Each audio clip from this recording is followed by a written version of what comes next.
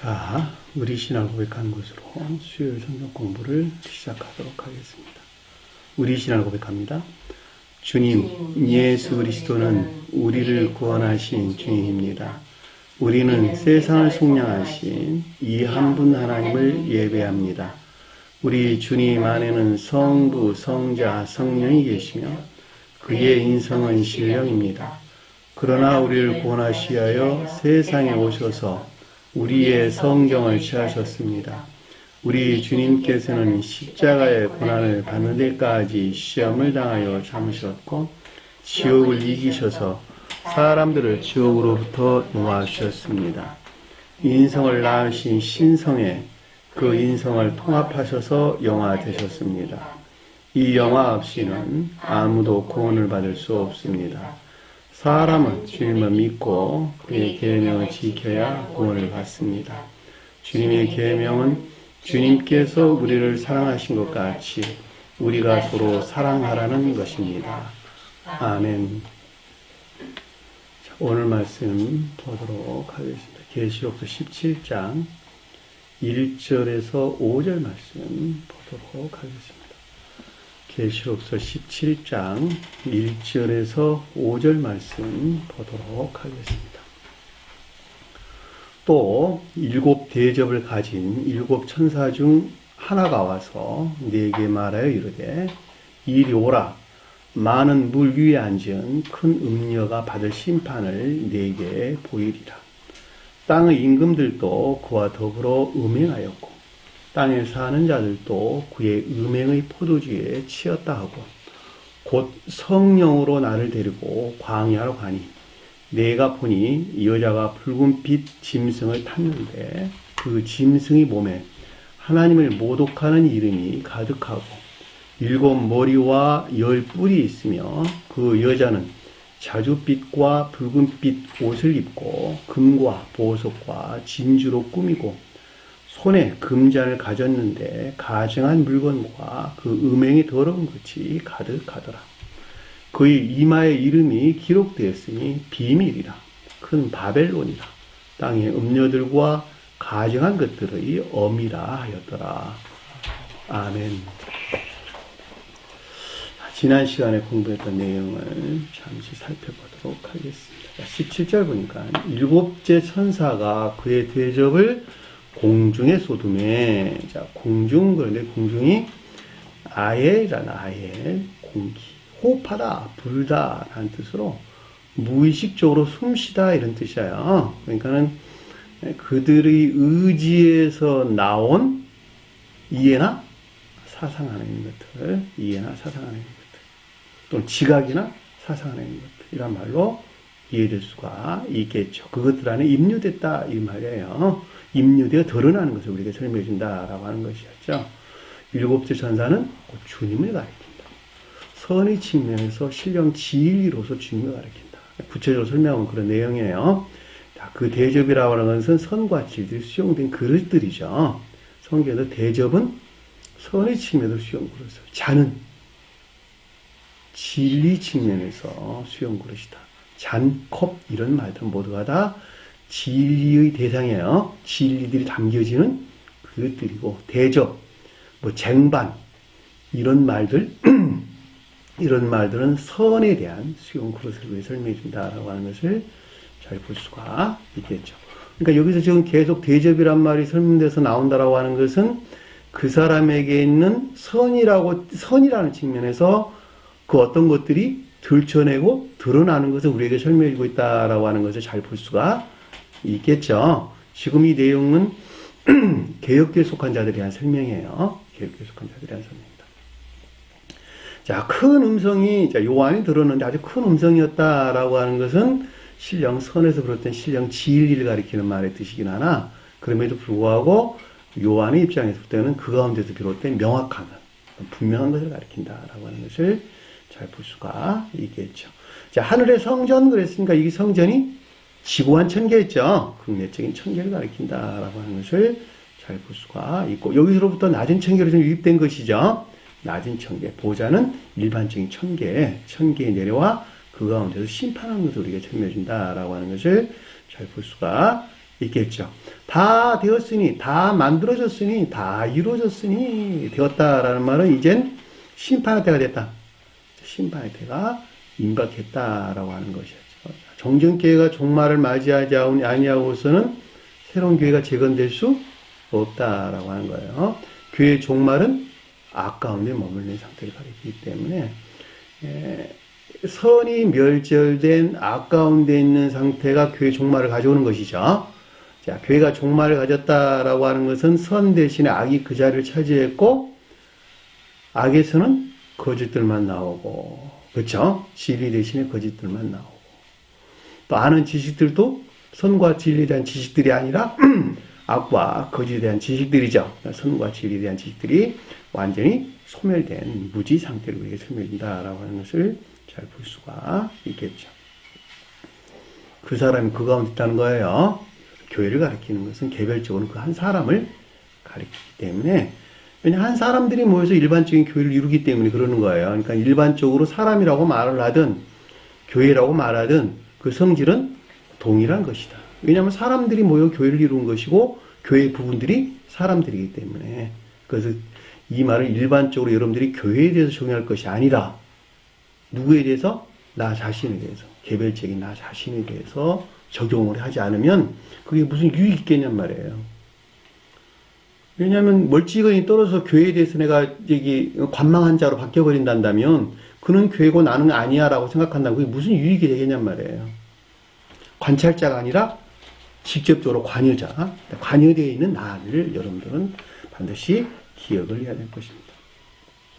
18절, 번개와 음성과 우레소리가 있었고, 번개는 진리에 대한 밝음이죠. 지혜나 총명 안에 있는 거, 진리에 대한 밝음. 진리에 대한 밝음은 어디서 나온다? 선에서 나온다. 여기서는 반대에서 설명해 주는 것이죠. 지옥에 속한 사랑에서, 지옥적인 사랑에 속한 악에서 나온 망상이나 추론 같은 것을 가리켜서 여기서 번개라는 말로 설명해서 나왔고, 음성이란 말은 무슨 뜻이에요? 음성은 진리를 가리키는 말의 뜻이나 여기서는 이화된 진리를 가리킨다라고 하는 것을 잘 볼 수가 있겠죠. 우레소리라고 하는 것도 원래 진리에 대해 설명하는 것이고 사람의 입장에서 볼 때는 진리에 대한 지각을 가리키는 말의 뜻이에요. 선과 진리에 대한 지각을 가리킨다. 근데 이들에 대해 설명할 때는 논쟁이나 다툼 이런 말로 우리가 이해될 수가 있겠죠. 진리 아닌 것들이에요. 온갖 논쟁이나 다툼, 이 거짓으로 비롯된 것들이에요. 우레소리가 있었고, 큰 지진이라고 하는 것은 지진은 지진이었는데 큰 지진이었다 이래서요. 크다는 말은 악에 대해서, 그러니까 선이 멸절된 악 가운데 있는 완전히 변질된, 그렇죠? 완전히 변질된 극악한 상태. 교회가 극악한 상태. 나라는 사람이 극악한 상태. 그래서 큰 지진이 있었다라는 말로 이해될 수가 있겠죠. 얼마나 큰지 사람이 땅에서 온 이래로 이 같은 큰 지진이 없었다라고 하는 것은 교회가 하늘에서 떨어진 가장 극악 무도한 상태를 우리에게 설명해 준다라고 하는 것을 잘 볼 수가 있겠죠. 그러니까 교회가 재건되는, 교회가 설치된 이후에 이같이 극악한 상태는 없었다 이런 말로 여러분들이 이해하시는 것이 좀 더 편하겠죠. 그 내용을 가리켜서 아래에 보니까 19절에 뭐라고 설명했냐 그랬더니 큰 성이 세 갈래로 갈려졌다. 진리라는 측면에서 전부나 모두가 다 어떻게 됐다는 거예요? 깡그리 파괴된 상태로 우리에게 설명해 준다라고 하는 것을 잘 볼 수가 있겠죠. 큰 성이라고 하는 것은 뭐예요? 교리 안에 있는 것들, 교리 안에 있는 것들이 크다는 것은 악 가운데 있었다는 말의 뜻이고, 세 갈래란 말은 전부나 모두, 진리라는 측면에서 전부나 모두 깡그리 파괴된, 완전히 파괴된 상태로 우리에게 설명해 준다라고 하는 것을 잘 볼 수가 있겠죠. 자, 민족의 성들도 무너지고 라고 하는 것은 선의 측면에서 역시 그러했다는 것이죠. 선의 측면에서도 완전히 멸절된 상태로 우리에게 설명해 준다라고 하는 것을 잘 볼 수가 있겠죠. 따라서 이 같은 것들로부터 널리 퍼져나간 이단 사설에 의한 모든 것들이 멸망된 상태로 우리에게 이게 스베덴 사도가 이렇게 설명을 했어요. 자, 큰 성 바벨론이 하나님 앞에 기억되신 바. 자, 큰 성 바벨론이라고 하는 바벨론은 뭐예요? 선이 모독된, 진리들이 더럽혀지고 이화되고 석검질된, 선이 모독된 바벨론이죠. 큰 선, 교리 안에 있는 모든 것들이 아까운 데 머물러 있는, 여기서는 지금 바벨론이라고 하는 것은 일반적으로는 선이 모독된, 진리들이 더럽히고 선이 모독된, 주님의 자리를 대신 차지해서, 그들이 대신 차지해서 성은에 속한 진리들이 더럽히고 모독된, 이런 말로 이해될 수가 있겠죠. 진리 모독된 바벨론 논자들이죠. 가톨릭 교회를 표징해주고 있다라고 하는 것을 잘 볼 수가 있죠. 하나님 앞에서 기억되신 바가 됐다니 그같이 있는 것을 우리가 설명해 준다라고 하는 것을 잘 볼 수가 있죠. 오늘은 이제 바벨론에 대해서 우리가 본격적으로 공부를 해요. 그때 가서 이 큰 성 바벨론이 뭘 가리키는지 좀 구체적으로 설명을 해주도록 하겠습니다. 그러니까 개혁교회에 속한 자들이 종말을 맞이하게 될 때는 선 대신에 그 자리에 뭐가 차지했다? 악들이 차지하고 있는 것인데, 그 악들이 차지한 우상숭배적인 것, 겉으로 보기에는 거룩한 예배하는 것 같으나 사실은 주님의 자리를 그리 대신 차지한, 진리들이 이화되고 모독되고 섞음질된, 선과 진리들이 섞음질된 그 같은 상태에 있는 자들이 그래서 바벨론이란 말이죠. 결국은 교회가 그렇게 떨어지는 거예요. 결국은. 그러니까 성경 말씀에서 북이스라엘이 멸망하고 난 다음에 그 다음에 누가 멸망했죠? 남유다가 그걸 멸망했죠. 그렇죠? 자, 북이스라엘 멸망했다는 말은 계시록교에서 최후 심판도 개혁교에 속한 자들이 먼저 심판이 이루어지고 그 다음에 남유다가 표징하는, 남유다에 대응되는, 표징이란 말이 아니라 대응되는 로마 가톨릭 교회가 심판을 받게 된다라고 하는 것을 잘 볼 수가 있겠죠. 자, 교회가 세워질 때에는 먼저 바른 함정 이성에서 비롯된 성경 말씀에 대한 바른 이해가 있어야 되겠죠. 이해나 깨달음이 있어야 되겠죠. 그리고 그것들로부터 종전에 저희가 진리라고 또는 믿음이라고 여겼던, 또는 옳다고 여겼던 모든 것들로부터 개혁되는 것이 먼저 이루어져야 되겠죠. 그렇죠? 다시 말하면 밭을 개간하는 일들이 먼저 이루어져야 되겠죠. 그 다음에 그 가운데 뭐지 싹쓸 수 있다? 나무가 씨를 뿌린 믿음의 씨앗들이 땅에 떨어져 마음에 품어져 가지고, 마음이라는 땅에 품어져서 그 가운데서 싹을 내고 줄기를 내고 나무들이 자라고 가지를 내고 잎을 내고 그것들이 주님과의 관계에서 뭘 낸다? 마지막에 열매를 내는 상태로 받게 된다라고 하는 것을 잘 볼 수가 있겠죠. 망해져가는 과정과 새로 세워진 과정이에요. 그것이. 내가 선 안에 있어야지 교회가 되지요. 선이 어디서 와야 돼요, 그러면? 주님에게서 와야 되는데 무슨 방법을 통해서? 가르침을 통해서. 기억기에 들어온 진리들이 일을 하지 않으면 그 사람은 선을 조성할 수 있다, 없다? 여러분들이 가르침을 받아야 되는 거예요. 왜냐하면 그 가르침으로부터 선이 무엇인지 진리가 무엇인지 교리적으로 악이 무엇인지 거짓이 무엇인지 먼저 배워야 하고, 그리고 내 안에 있는 그것들을 발견해야 하고, 그리고 그것들을 떨쳐내고자 하는 애씀과 수고가 있어야 되고, 떨쳐내는 것만큼 나무가 자라고, 마음에 품은 믿음의 씨앗들에서 난 나무들이 자라고, 나무가 자라는 것만큼 지혜나 총명에 속한 이파리가 무성해지는, 진리나 진리를 아는 지혜나 총명한 지식들이 나오고, 이것들이 주님과의 관계에서 작용을 해가지고 결과적으로 뭘 만들어낸다? 열매를 만들어낸다. 사랑에 속한 선한 삶이나 이인에 속한 선한 삶 가운데 있게 되는 것입니다. 계시록 똑같은 거예요. 그래서 개혁교회가 먼저 언급돼서 나온 거예요. 그 다음에 가톨릭교회가 그 뒤에 언급돼서 나오는 것입니다. 질서에서 언급돼서 나왔다라고 하는 걸 우리가 잘 볼 수가 있습니다. 그러니까 어디에서나 똑같아요.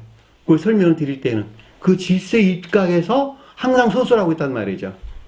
선이 나올 때는 선에서 나온 뭐들이 어떻다 이렇게 얘기해서 나오고, 진리가 먼저 언급될 때는 진리에서 비롯된 어떤 것들이 이렇다 저렇다 이렇게 해서 언급돼서 나온단 말이죠. 이 두 가지가 뒤섞여 가지고 앞도 끝도 뒤도 앞도 없이 이렇게 설명되지 않다는 거예요.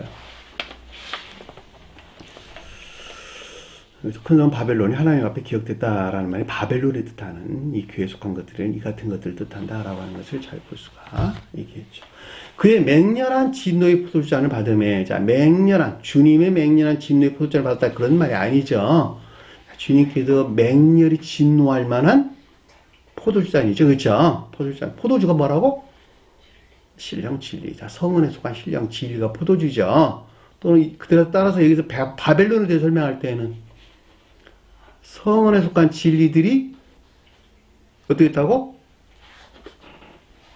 모독된, 황폐하게 된 상태. 악과 거짓 가운데 있는 것 이외에는 아무것도 남아있지 않은 이런 상태를 우리에게 설명해 준다라고 하는 것을 잘 볼 수가 있겠죠. 그러니까 하나님께서 맹렬히 진노할 만한 수용 그릇 안에 있는, 잔이라고 하는 건 수용 그릇 안에 있는 포도주죠. 포도주. 그렇죠. 그러니까 선언에 속한 진리들이 이화되고 더럽혀지고 모독된 악 가운데 있는 상태를 갖다 설명해준다라고 하는 것을 잘 볼 수가 있겠죠. 결과적으로 황폐 상태를 우리에게 설명해 주는 것이죠. 그 말을 그 맹렬한 진노의 포도주잔을 받음에 그 가운데 믿음이 있었을까 없었을까? 믿음도 없었다. 믿음 속한 진리가 없었다는 말이 섬도 없었다. 선이 있었을까 없었을까? 사랑이나 인에 속한 선도 없었다라는 말이 산도 간데 없더라라는 말로 설명해서 나오는 것이죠. 자, 섬이 왜 믿음에 속한 진리를 가리키냐 그랬더니 섬이 어디 있다고? 바다 한가운데 있죠. 바다는 뭐가? 일반적인 지식들. 성언을 하는 일반적인 지식들. 일반적으로 지옥을 가리키는 것이죠. 성언을 잘 모르는 데서 만들어낸 그들의 지식들은 다 지옥 안에 있는 상태를 가리키기 때문에 여기서 섬이라고 하는 것은 성언을 하는 지식들이 전무한 데서 결과적으로 믿음에 속한 진리 안에 있지 못한 전혀 없는 이런 상태로 이렇게 설명해 준다라고 하는 것을 잘 볼 수가 있죠. 자, 오로스, 산이란 말은 오로스란 단어인데 이게 산악 이런 뜻이에요. 산악. 산은 뭐라고? 사랑에 속한 선에 해당한다. 높은 산은 천적인 사랑에 속한 선, 낮은 산은 영적인 사랑에 속한 선에 대한 이런 거 다 암기하세요. 다 암기해야 성경 말씀을 좀 더 명확하게 이해할 수가 있습니다. 자, 21절 보니까 또 무게가 한 달란트나 되는 큰 우박이, 달란트라는 말은 무게를 다는 단위로 은과 금을 다는, 금과 은을 다는 단위예요. 선에 대해서 우리가 설명해 준다라고 하는 것을 잘 볼 수가 있겠죠. 큰 우박이다라고 하는 건 무슨 말일까 그러면 악에서 나온 무시무시한 거짓들, 극악한 거짓을 가리킨다라고 하는 것을 잘 볼 수가 있겠죠. 결과적으로 계획에 속한 자들은 마음의 성품이 그렇다는 거예요. 그들의 마음은 오직 무게가 한 달란트나 되는 큰 우박 위에는 아무것도 나오지 않는다는 그 마음에서는 그들의 마음은 지독한 자기 사랑, 세상 사랑 목적 안에 있고 그 자기 사랑, 세상 사랑 목적에서 나오는 무시무시한 이 우박이라고 하는 거짓들로부터 교회에 속한 것들을 다 초토화시켰죠. 실업기 나온 내용이잖아. 하늘에서 우박이 떨어져서 푸른 것들을 다 죽여버렸더라.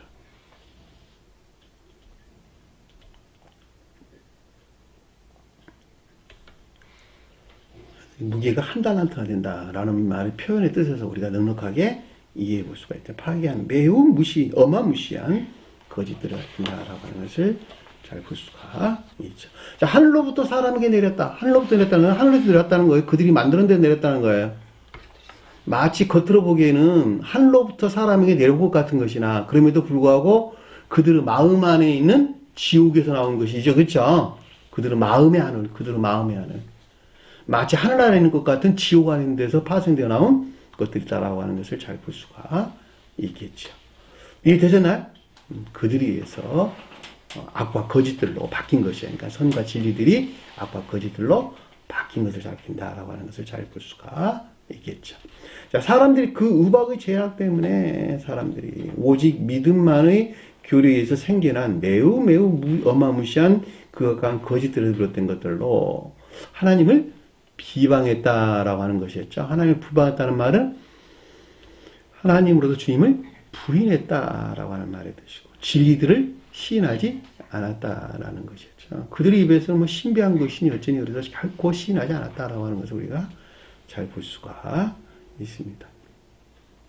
그들이 하나님으로 주님을 부인했다라는 건 그냥 하나님의 아들이에요. 그들은 하나님의 아들 정도로 이해하는 것이지 그들이 하나님이 아니라는 거예요. 그들은 하나님께 나아가기 위해서 그 중보자로 예수가 오셨기 때문에 예수에 대해서 기도한다는 것이 아니라 하나님께 기도하기 위해서 그 방편으로 예수가 그들에게 있단 말이죠. 그래 안 그래요? 하나님 아들로 오셨으니까. 그들은 엄격히 하나님 아들을 구분해서 그리고 성령으로 구분해서 그들을 설명을 하는 것이기 때문에 삼일치 교리가 그러하기 때문에 입술로는 하나님이라고 말하면서 사실은 하나님은 따로 있죠.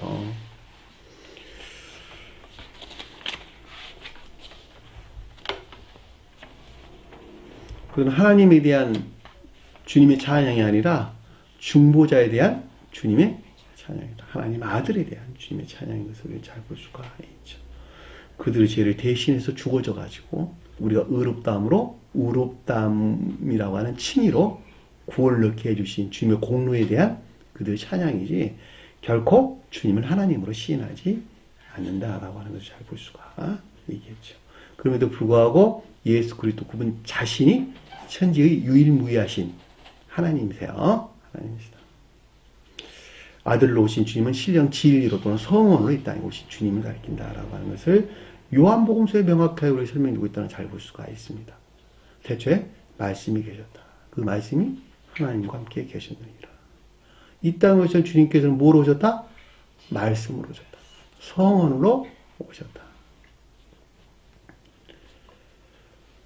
그 재앙이 심히 크다는 말은 무슨 뜻인지 설명 없이도 잘 알 수가 있습니다. 자, 여기까지 우리가 지난 시간에 공부했던 내용입니다.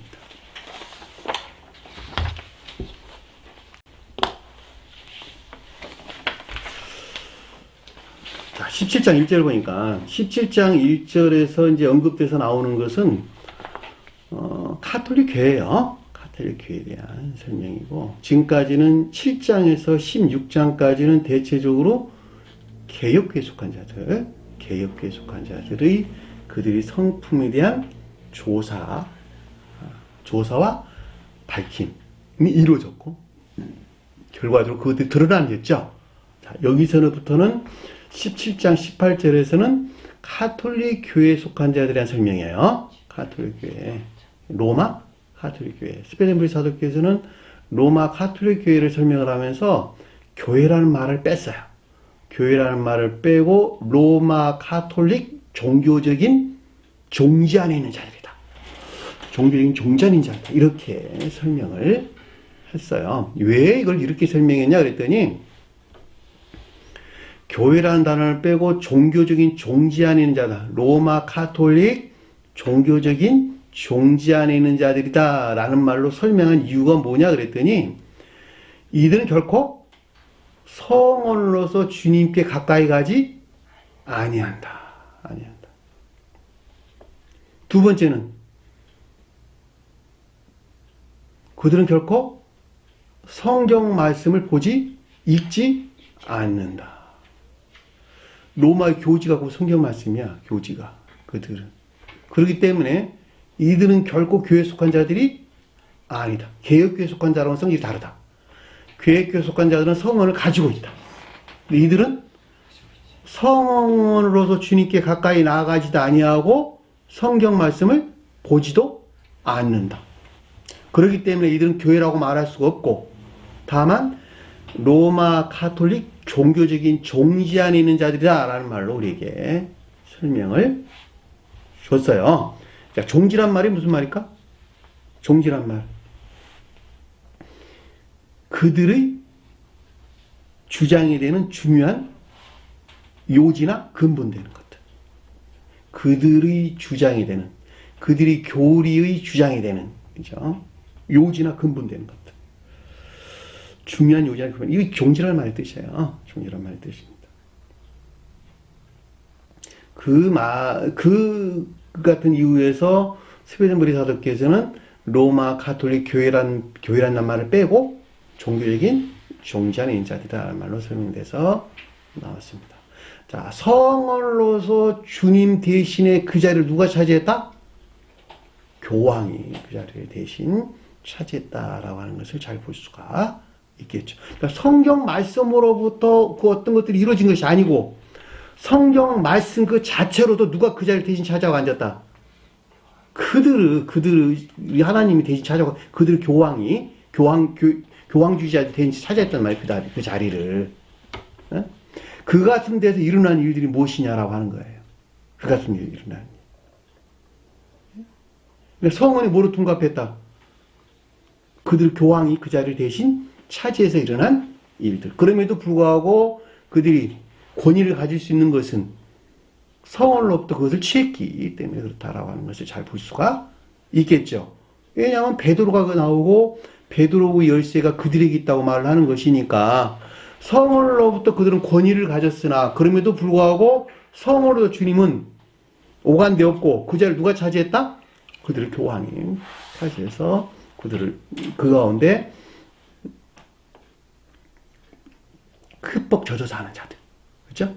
그들의 성품에 대한 조사 밝힘 그리고 드러남이 아래에서 우리에게 설명해 주는 내용인 것을 우리는 잘 볼 수가 있습니다. 이해되셨나요? 무슨 말씀인지. 1절에 보니까 일곱 대접을 가진 일곱 천사 앞에 내용 똑같죠, 그렇죠? 일곱 천사 선의 칭을 설명했는데 천사는 주님을 가리킨다.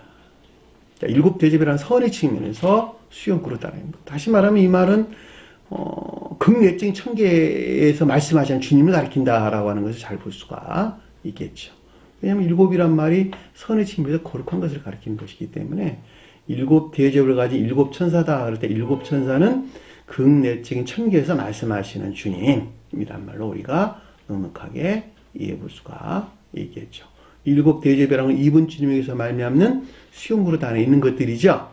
이것들의 측면에서 밝혀질 종말에 이른 로마 카톨릭의 종교적 종자인 상태에 대한 주님의 계시를 가리킨다라고 하는 것을 잘 볼 수가 있겠죠. 그래서 와서 내게 말하여 일렀다라는 말이 주님으로 말미암는 계시가 있는 것을 뜻한다라고 하는 것을 잘 볼 수가 있겠죠. 무엇에 대한? 음리에 대한 내용인 것을 우리가 설명해 주는 것을 잘 볼 수가 있습니다.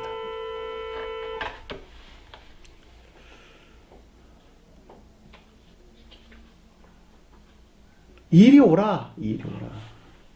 많은 물 위에 앉은 물이 뭐라고? 진리. 성령에 속한 진리나 믿음. 그렇죠? 성령에 속한 진리나 믿음이 여기서 물이에요. 그 위에 앉았다라는 말은 무슨 말일까? 대신 그 자리를 차지하고 있다 이런 뜻이잖아요. 그렇죠? 그 위에 앉았다라고 하는 것은 자기가 깔고 앉았다는 말의 뜻이기 때문에 그 자리를 대신 깔고 앉아 성으로도 주님에게 말미암아 어떤 권위 같은 것을 취하고 있다 이런 말로 이해될 수 있죠. 그렇죠? 그 말이 물 위에 앉았다라는 말로 우리에게 이해되는 것을 잘 볼 수가 있습니다.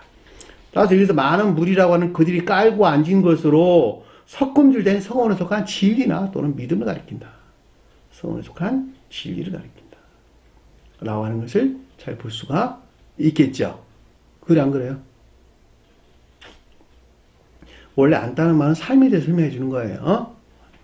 그러니까 성원에 속한 진리들 위에 그들이 대신 차지하고 앉아가지고 성원로부터는 권위나 위험 같은 것들을 취했고, 그쵸? 취한 그들의 삶 가운데 있는 그들을 가리킨다라고 하는 것을 잘 볼 수가 있죠. 그 말을 가리켜서 맑은 물 위에 앉았다라는 말로 이해될 수가 있겠죠. 이해되셨나요? 무슨 말씀인지. 근데 그걸 뭐라고 그랬냐 그랬더니 큰 음료다 이렇게 설명해서 나왔어요. 큰 음료. 음료란 말이 포르네라는 매춘부, 창녀 이런 뜻이에요. 매춘부, 창녀. 매춘부나 창녀는 어디서 나왔다? 그들의 목적은 뭐예요? 세상 문자적인 뜻에서 이해할 때 창녀, 매춘부들은 뭐예요? 몸 팔아서 먹고 사는 사람들이잖아. 몸 팔아서 먹고 사는 여자들. 그들의 창녀가 매춘부들이잖아.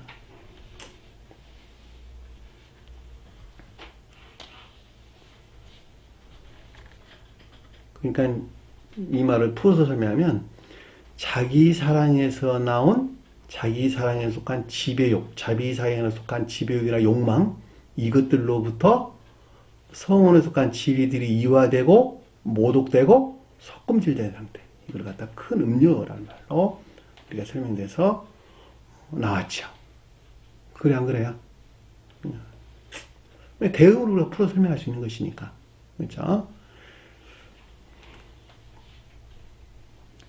자기 사랑에 속한 지배적인 욕망에서 말미암는 성원에 속한 진리들에 대한 이유화된 것들 또는 모독되고 섞음질된 것을 가리켜서 그래서 큰 음료다라는 말로 하면서 나온 것을 잘 볼 수가 있겠죠.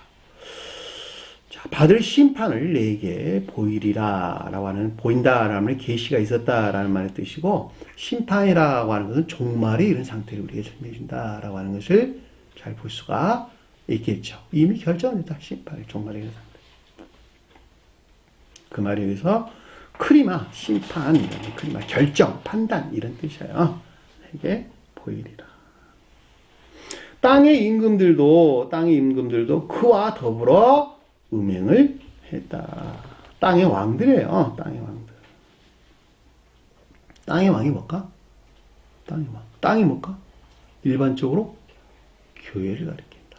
근데 여기서는 종교적인 종지 안에 있는 자들을 가리킨다. 이들의 종교적인 종지 안에 있는 자들을 가리킨다라고 하는 것을 잘 볼 수가 있겠죠. 이것도 땅이에요. 이 말이 땅이에요. 왕들은 통치하는 것이죠. 통치하는 것. 악에서 비롯된 거짓. 원래 왕은 선에서 비롯된 진리를 가리키는 거예요. 가장 높은 데서는 신령 진리를 표준합니다. 그러니까 신령 진리로서 주님께서 나를 통치하고 지배합니다 라고 할 때 신령 진리가 어디 들어와 계신다? 기역지에 들어와 있는 거예요. 기역지에 들어오신 주님께서 왕노로 타는 거예요. 이해되셨나요? 무슨 말씀이죠? 그 말을 출애굽기서는 뭐라고 설명했죠? 요셉이 총리 됐다라는 말로 우리 설명서가 나왔어요. 요셉이 총리 됐다라는 말로도 우리가 넉넉하게 이해해 볼 수가 있습니다. 왜냐하면 이집트가 뭐예요? 기역지를 가리키는 것이니까 기역지에서 교회를 통치하는 총리, 그렇죠? 총리. 그 권한을 이 파라오가 대신 넘겨줬죠, 그렇죠? 파라오가 그 권한을 요셉에 넘겼다라는 말은 자기 자신을 우러르는 기역지 안에 있지 아니하고 자기 자신을 우러르는 기역지가 지배하고 통치하는 상태에 있지 아니하고 교회를 섬기는, 교회를 우러르는 기역지 안에 있는 상태, 그렇죠? 그것이 요셉을 총리 삼았다. 요셉의 가장 높은 뜻으로 신령 진리를 표징하고 속도에서는 천적이고 영적인 진리를 표징한다는 거예요. 이해되셨나요? 무슨 말이에요? 자, 상태라는 개념에서 여러분들이 끄집어 오면 이래서 요셉이 이집트의 총리가 됐고 그 권한을 모두가 파라오가 요셉에게 넘겼구나. 그것이 이런 뜻을 가리키는 것이구나 라고 하는 것을 알 수가 있단 말입니다. 그래 안 그래요? 여러분 자신도 마찬가지예요. 지금 누가 지배하고 있다? 파라오가. 이집트 왕이 누구에게 왕권을 넘겨줘야 돼요? 요셉에게. 여기서 배운 가르침에서 나온 진리들에게, 진리에 속한 기역지의 통치 안에 나가야 된다는 말이죠. 거기 말이 땅의 임금이야, 땅의 왕이야. 일반적으로 설명할 때 교회를 통치하는 서원에서 비롯된 진리들, 교리나 가르침에서 비롯된 진리들, 그것이 왕이라는 말이죠. 어디서 나왔어요? 선에서 나온. 여기서 이제 반대뜻 언급하고 있는 것이죠. 이들에 대한 설명이시니까, 여기서 이들에 대한 설명, 음료에 대한 설명이니까, 로마 카톨릭 종교적인 종지 안에 있는 자들. 이들을 통치하고 다스리는 악에서 비롯된 거짓들을 가리킨다라고 하는 것을 잘 볼 수가 있겠죠. 근데 그들과 더러 음행했다라는 무슨 말이에요? 이 가운데는 모든 것들이 어떻게 했다고? 석금질 내고 모독되고 또는 이화된 상태를 우리에게 설명해 준다라고 하는 것을 잘 볼 수가 있겠죠. 포른이요, 뭐 이런 말을 쓰면서 나오는데 우리가 일반적으로 아주 그 저질스러운 그 영상 같은 거 있죠? 동영상 같은 거. 그걸 뭐라고 그래요? 뭐라고 그러죠? 야동이라고 그러죠. 뭐라고 그래요? 포르노라고 하죠. 그런 말도 여기서 그냥 유사하게 이해될 수가 있겠죠. 악에서 거짓들을 가리킨다라고 하는 것을 명백하게 이해해 볼 수가 있습니다.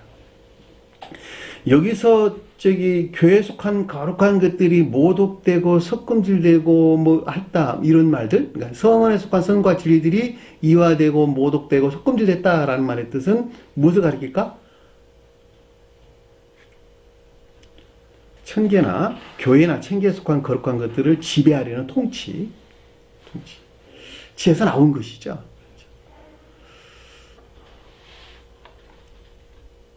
그러니까 주님의 자리를 그들이 대신 차지해가지고 성원으로서 주님이 그 가운데 있어야 될 것을 성원을 자기 발 아래 두고 자기가 그 가운데 앉았단 말이죠. 그쵸? 그러니까 성원으로부터는 권위나 그 존엄을 취했으나 그럼에도 불구하고 주님을 우러는 자들이 아니라 그 자리를 대신 차지해가지고 그들로부터 천계나 교회를 지배하고 통치한단 말이죠. 그들은 우리가 여기서 일반적으로 느낄 때, 우리가 일반적으로 생각할 때 누구를 고려해 볼 수 있을까? 요즘 한참 이렇게 넷플릭스니 아니 이런 데서 나오는 이단들, 그쵸? 이단들. 그래, 안 그래요? 요즘 나오는 무슨 정명석 님이 네? 나는 신이다라고 하는 이런 사람들이니 하는 여러 가지 이단사들 많이 있죠. 통교, 교주. 영영이도 그래요. 자기가. 네? 자기가 신이래요. 그러니까 다 그런 사람들이란 말이죠. 다. 그런 사람들이 허경이는 성원을 가지고 있지 않으니까 괜찮지만 다른 사람은 성원을 가지고 있죠. 그 성원을 자기 발 아래 짓밟고 그 위에 자기가 끌어 앉아가지고 자기가 신이 거야. 자기가 왕이 됐단 말이죠. 자기가 하나님 됐단 말이죠. 지금. 그리고 그 권위를 다 어디서 취했어요? 성원으로부터 취했잖아요. 성원으로부터. 따라서 성원에 속한 선과 진리들이 섞음질되고 모독되고 또 이화되고 하는 것이 여기서 음료가 가리키는 말의 뜻인데, 로마 카톨릭 종교적인 종자인데 똑같다는 거예요. 그 교황이 그러고 있다는 거 한마디로 말하면 다를 게 뭐가 있어? 다 똑같은 것이지. 그렇게 해놓고 보면 지금 설령 개혁교에 속한 자들을 할지라도 그 가운데 자기들이 왕노릇하는 자리 있어 없어요? 많이 있잖아. 똑같잖아 다. 그들이 바벨론주의자들이 뭐예요 다. 그렇죠?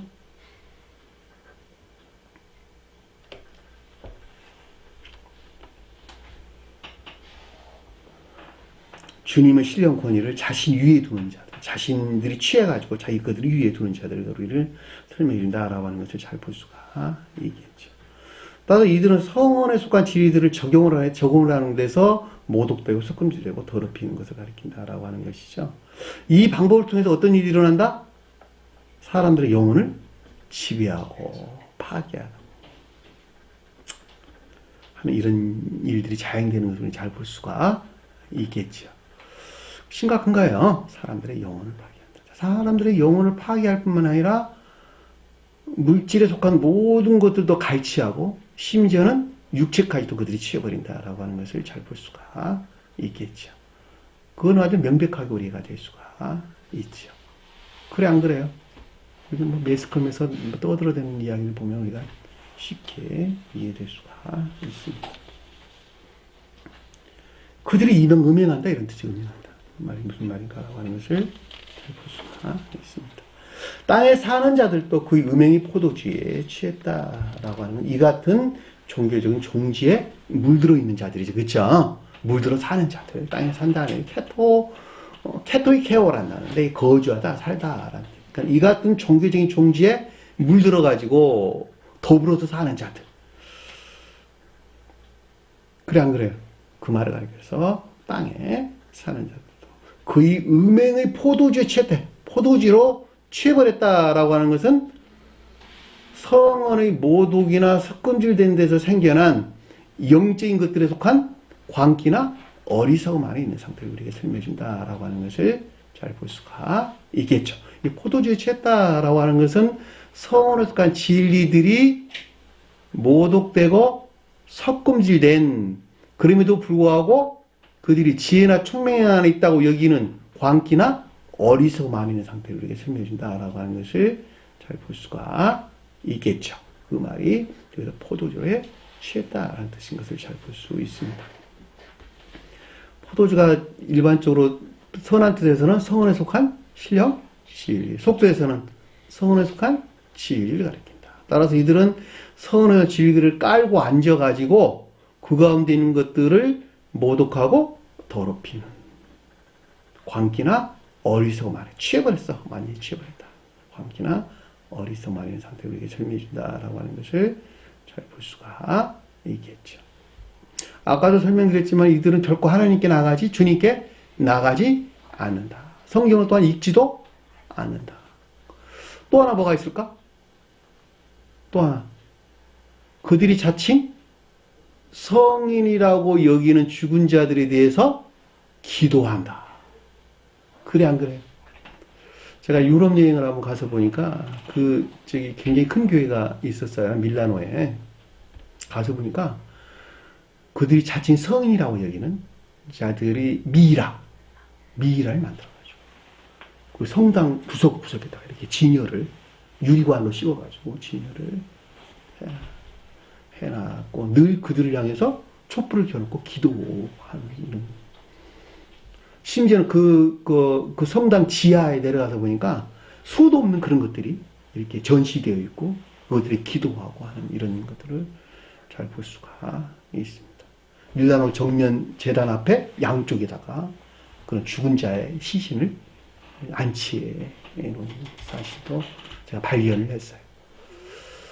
결코 그들은 하나님께 기도하는 자, 주님께 기도하는 자들이 아니다라고 하는 것을 잘 볼 수가 있겠죠. 성을 발로 짓밟고 있는 자들이다라고 하는 것을 명백하게 이해할 수가 있죠. 그들에게 무슨 가르침들이 있겠어요? 한번 생각을 해보시라. 포도주에 취했다라는 말의 뜻이 무엇인지 잘 볼 수가 있습니다. 자, 3절 보니까 성령으로 나를 데리고 광야로 가니. 자, 성령은 뭘까? 신령 진리로서 주님을 가르쳤다가 신령 임류가 있었다라는 말로 우리가 넉넉하게 이해해 볼 수가 있겠죠. 왜냐하면 요 안에 지금 성령으로 나를 데려갔다라는 말이 신령 임류에서 비롯됐다라는 말로 잘 볼 수가 있겠고, 광야는 뭐예요? 이 종교적인 종지 안에 있는 로마 가톨릭 종교적인 종지 안에 있는 교회 황폐 상태를 가리킨다라고 하는 것을 잘 볼 수가 있겠죠. 자, 이 가운데 있는 것들이 어땠다고? 이 가운데 있는 영적인 상태에 대한 계시, 지각이 있었는데, 내가 보니 지각이 에이돈 내가 있었는데, 그 내용이 이제 아래에서 설명해서 나왔어요. 광야가 뭐라고? 성경에서 에레모스. 황폐된 교회. 주님께서 광야에서 시험을 겪으셨다. 무슨 말? 신성의 측면에서 황폐된 상태. 이스라엘 백성들이 광야에서 시험을 겪었다. 40년 동안 생활했다라는 말은 가나안이 뜻하는 영적인 교회 측면에서 그 가운데 있지 못한 황폐 상태. 영적으로 시험을 겪고 있는 상태. 자, 중생의 노정 가운데 있는 자들을 설명할 때는 시험 가운데 있는 상태. 그렇지 못한 자를 설명할 때는 폐허가 된 상태. 그것이 광야라는 말 우리에게 설명돼서 나왔어요. 성경에서 아주 많이 언급되는 말이에요. 기억하세요. 에레모스. 일반적으로 문자인 뜻에서 이해되는 것이 아니라는 거야. 내가 그 가운데 있다. 내가. 그러니까 여기서는 지금 로마 카톨릭 종교적인 종지 안에 있는 교회가 황폐된 상태, 황폐된 상태에 있는 것들에 대한 계시를 우리에게 지금 요한이 지금 본 거예요. 그 내용이 뭐냐 그랬더니 여자가 붉은빛 짐승을 탔는데, 붉은빛 짐승 위에 올라탔는데 앉아 있는데, 붉은빛 빛이 뜻하는, 붉은빛 짐승이 뜻하는 것들 위에 자기가 대신 앉아 있는데 이 뜻이죠. 대신 앉아 있는데. 앞에 공부했잖아. 대신 앉아 있는 것이라. 물 위에 대신 앉아 있다. 성은에 속한 진리를 가리킨다. 여기서는 뭐예요 그러면? 붉은빛은, 붉은빛 짐승이라는 것은 짐승이 뭘까? 성으로서 주님. 문자에 존재하는 성으로서 주님이 짐승이었죠. 우리 공부했잖아. 앞에서. 네 짐승에 대해서. 첫째 짐승은 사자 같았고, 둘째 짐승은 송아지와 같았고, 셋째 짐승은 사람의 얼굴 같았고, 넷째 짐승은 날아가는 독수리 같더라. 케루브에서 케루브. 수호자.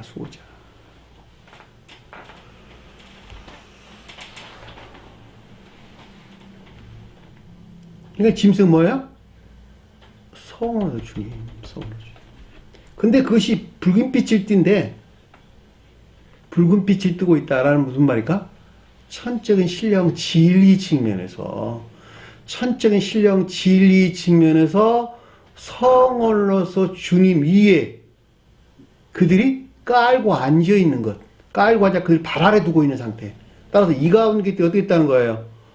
더럽혀지고 모독된 상태. 그쵸? 모독되고 석금질된 상태. 그 말을 가리켜서 여자가 붉은빛. 여자는 뭐였어요? 앞에 음녀였죠. 그쵸? 탔는데.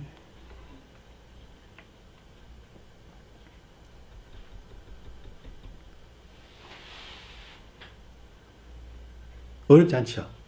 어려워요? 이게 어떻게 붉은빛 짐승이란 말이 문자의 뜻으로 볼 때는 전혀 나쁜 것으로 이해될 수 있잖아.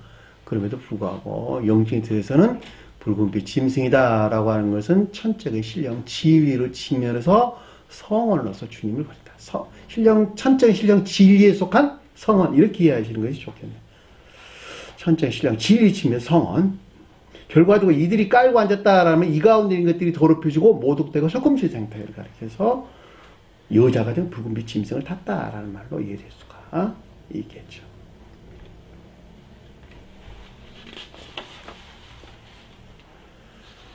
그 짐승이 몸이란 말 없는 단어예요. 근데 가득하다.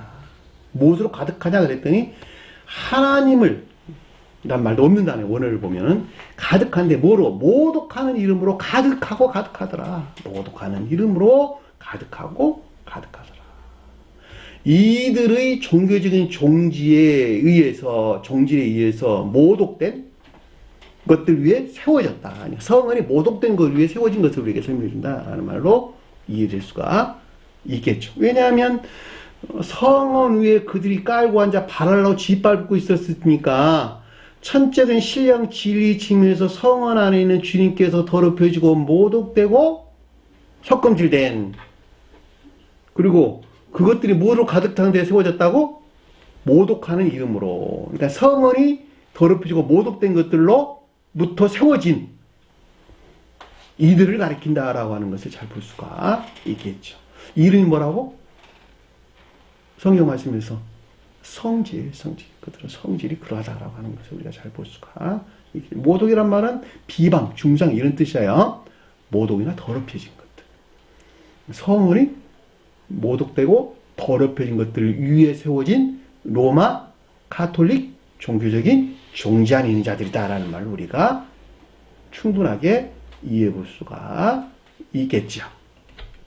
그 말이 여기서 하나님이란 말이 없는다는데 넣어도 상관없겠어요. 그 짐승의 몸에 하나님을 모독하는 이름이 가득하더라.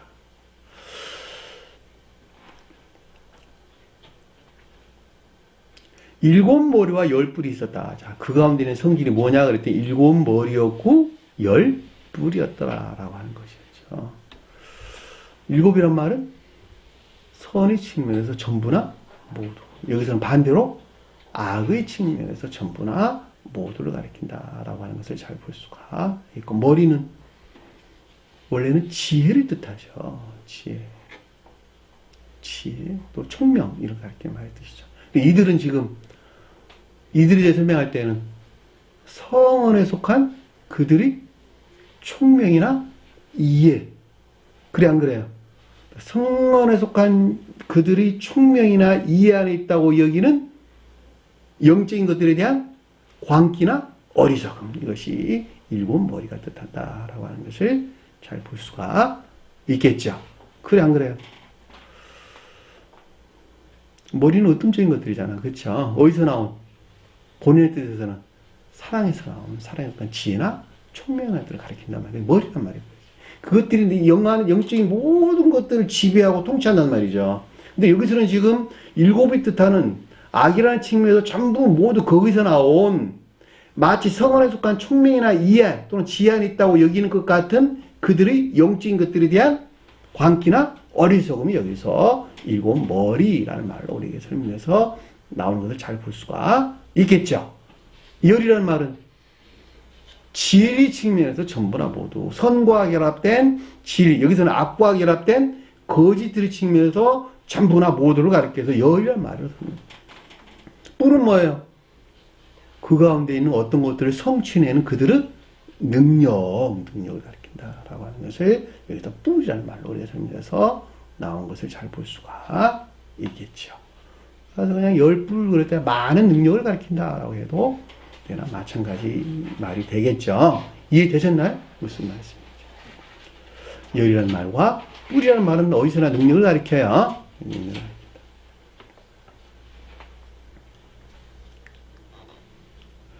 그 여자는 이 종교적인 종지 안에 있는 자들은 무엇을 입었다?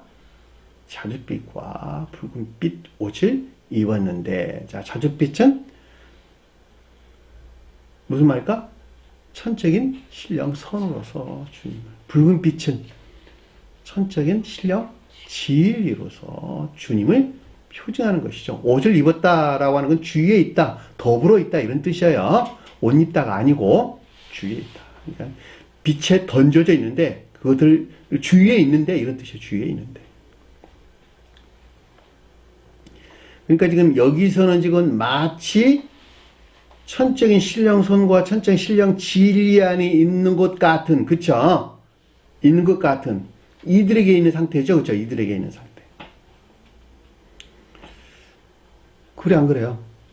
왜냐하면 대신 지금 그들이 그 위에 앉아 있는 것이니까 마치 주님에게서 온 천적인 신령선과 천적인 신령 진리 안에 있는 것 같은, 그것으로부터 어떤 일들을 한다? 하늘문을 열고 다들 능력을 가지고 있는 것 같은, 베드로 열쇠를 그들이 가지고 있는 것 같은 그런 일들을 자행하는 것을 지금 우리가 설명해 준다라고 하는 것을 잘 볼 수가 있잖아요. 그래서 그 돈 받고 팔았잖아, 다 구원을. 중세 때. 그 돈 받고 파는 그 어마무시한 돈 가지고 그런, 가서 한번 봐봐. 유럽 여행 가면 한번 꼭 보세요. 성당을 어떻게 전하는지. 이게 사람이 이렇게 지을 수 있는 가능한 일이야? 입이 쩍 벌어집니다, 입이 쩍 벌어져. 저는 그랬어요. 이야, 이거 짓는다고 얼마나 많은 사람들이 죽었을까. 그 대리석들 있잖아요. 문짝만 해, 문짝. 한 개, 문짝보다 더 커. 그 문짝보다 더 큰 그 대리석들이, 그 두꺼운 대리석들이 대리석으로 이렇게 차곡차곡 쌓아가지고 높이가 거의 200m 가깝다니까. 180, 150 몇 미터야, 높이만 해도.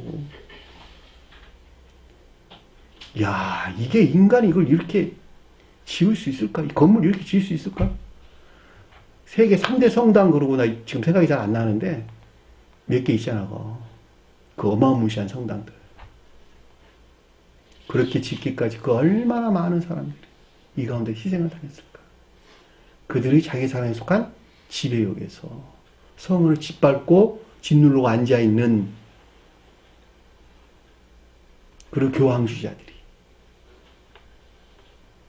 그들이 희생당한, 마음이 너무 아팠어. 마음이 너무.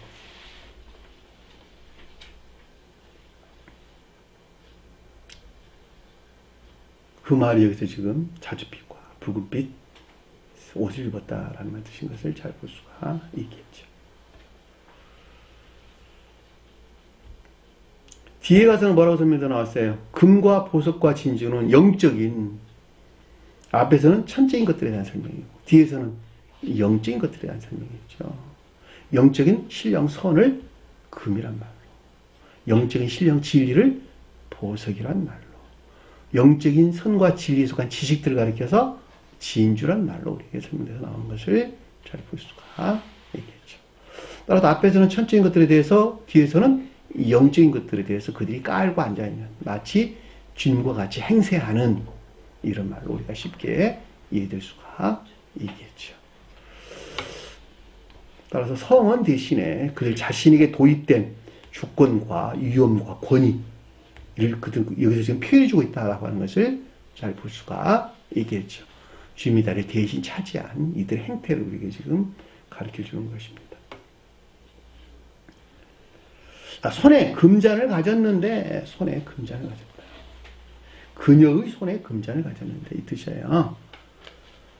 손은 뭘까? 능력, 어떤 일들을 성취해내는 자기 사랑에 속한 악에서 나오는 그들의 능력을 가리켜서 여기서 손이란 말이 설명돼서 나왔죠. 잔은 뭘까? 수용 그릇 안에 있는 것들, 그들이 담고 있는 것들이죠. 마치 금이 뜻하는 것 같은 것들 안에 있는 악한 것들을 가리킨다 라고 하는 것을 잘 볼 수가 있겠죠. 선이 섞음질되고 모독된 아까운 데는 것으로 금잔을 가졌다라는 말로 우리가 이해될 수가 있겠죠. 그 말에 가려서 금잔을 가졌는데 가증한 거다. 가증하다라고 하는 것은 거룩한 것들이 모독된 것을 가리킨다라고 하는 것을 잘 볼 수가 있고 그의 음행의 더러운 것이다 라고 하는 것은 선에 속한 선과 진리들이 이화되고 섞음질되고 모독된 것을 우리에게 설명해 준다라고 하는 것을 잘 볼 수가 있겠죠. 왜냐하면 음행이란 말이 그걸 가리키는 것이니까. 이화되고 섞음질되고 모독된 것이 음행이죠. 그렇죠? 따라서 더러운 것이다 라고 하는 것은 선과 진리들이 이같은 상태에 있는 것을 우리에게 설명해 준다라고 하는 것을 잘 볼 수가 있겠죠. 가득하다 라고 하는 것은 온갖 치명적인 거짓 안에 있는 것을 우리에게 설명해 준다라고 하는 것을 넉넉하게 이해해 볼 수가 있겠죠. 끔찍하죠. 굉장히 끔찍한 내용입니다. 그럼에도 불구하고 그들의 예배는 참 거룩한 것 같이 보여요. 겉으로 보기에는 거룩한 예배하는 것 같으나 그들의 마음 안에는 그들이 차지하고 있는 주님 대신에 차지하고 있는 그들의 마음 안의 상태가 지금 이렇다라고 하는 것을 우리는 잘 볼 수가 있겠죠. 이 되셨나요? 그들이 바벨론주의자들이에요. 성경에 수도 없이 바벨론에 대한 설명에서 나오는데 그걸 제가 일일이 찾아볼 수가 없어요. 그러니까 여러분들 한번 찾아보셔. 아주 많은 곳에 나오니까. 이사야서 13장, 이사야서 14장, 이사야서 47장, 에레미야서 50장, 에레미야서 51장, 창세기서 11장 1절 9절에 뭐가 나와요? 바벨탑. 나와요, 안 나와요? 나오죠. 바벨론이라고 말하든 바벨로니아라고 말하든 같은 동네예요. 같은 동네. 자, 지금으로 보면은 바그다드에서 이라크 바그다드에서 남쪽으로 7, 80km 떨어지는 곳 위치에 있다고 해요. 저는 가보지 않아서 잘 모르겠지만. 거기가 유프라테스 강과 티그리스 강이고요. 문명의 발상지라는 말로 우리가 흔히 이해되는 곳이죠. 메소포타미아 문명이라는 말로도 우리가 잘 이해되는 곳이기도 합니다. 그쪽 동네. 거기가 바벨론 자들. 자, 이스라엘 백성들이, 유대 민족들이 포로가 돼갖고 어디로 끌려갔다? 바벨론에다 끌려갔죠. 그렇죠. 눈먼 시드기야 왕도 그리 눈을 빼가지고 끌고 갔죠. 그렇죠. 결과적으로 유대 민족들이 바벨론에 끌려갔다는 말은, 포로가 됐다는 말은 무슨 말일까? 유대가 뜻하는 선이 모독된 상태. 그걸 그렇게 풀어야지 여러분들이 맞지. 그래, 안 그래요? 유대가 선적인 교회고, 믿음이 선하는 자를 가리키는 것이니까, 그들이 바벨론에 끌려갔다고 하는 것은, 겉으로 보기에는 주님을 향한 예배하는 것 같으나, 사실은 그들이 자기 사랑이나 자기 사랑에 속한 지배욕에서 나온 선이 섞음질되고 모독된 상태로 이렇게 설명된다라고 하는 것을 잘 볼 수가 있습니다. 그 자를 자기가 대신 차지해가지고 성경 말씀은 자기 권위를 세우는 데 쓴단 말이죠. 자기 유익을 먹게 쓴단 말이죠. 흔히 저지를 수 있는 범죄들이야, 사실은. 저나 여러분들이. 그래, 안 그래요? 성경 말씀을 취해가지고 자기가 성경 말씀 발로 짓밟고 있잖아. 자기 탐욕을 목적해서.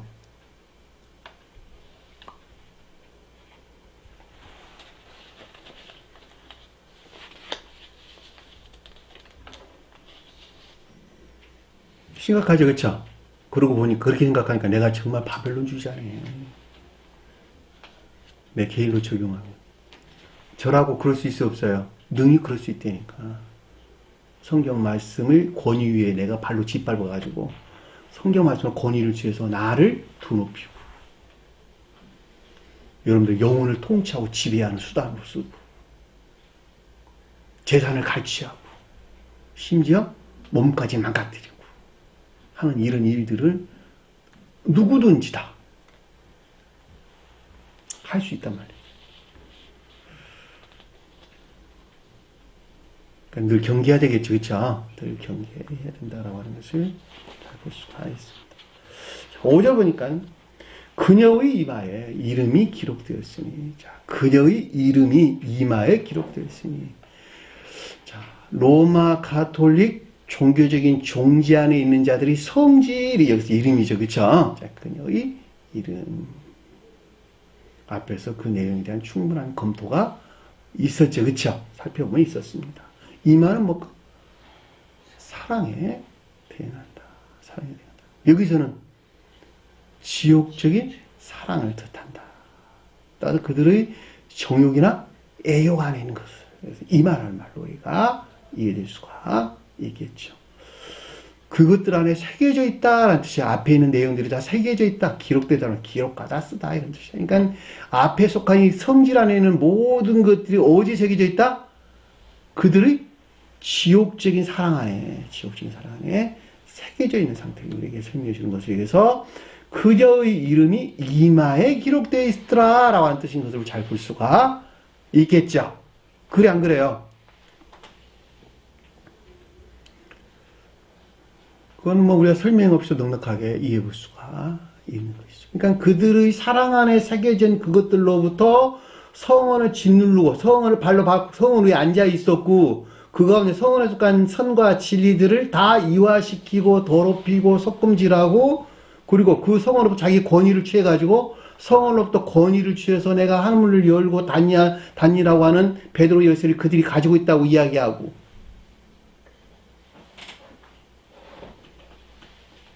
그 가운데 더불어 함께하는 모든 자들의 영혼을 파괴하고 갈취하고 했다라고 하는 것을 우리가 잘 볼 수가 있겠죠. 그렇죠?